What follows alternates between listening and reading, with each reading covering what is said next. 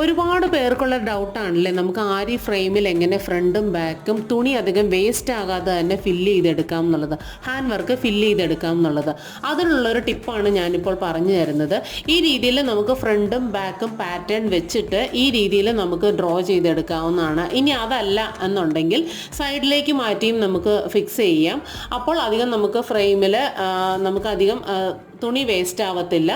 അതല്ല എന്നുണ്ടെങ്കിൽ ഞാനിപ്പോൾ ചെയ്യുന്നത് മുകളിലും താഴെയായിട്ട് ഫ്രണ്ടും ബാക്കും മാറിപ്പോകാതെ തന്നെ ഡ്രോ ചെയ്തെടുത്തതിന് ശേഷം ഇനി ബാക്ക് വശം കംപ്ലീറ്റ് വർക്ക് ഫില്ല് ചെയ്തെടുത്തതിന് ശേഷം കണ്ടോ, എനിക്കിപ്പോൾ ഇങ്ങനെ വെച്ചാലാണ് അത് കംപ്ലീറ്റ് ഫില്ലായി കിട്ടത്തുള്ളൂ.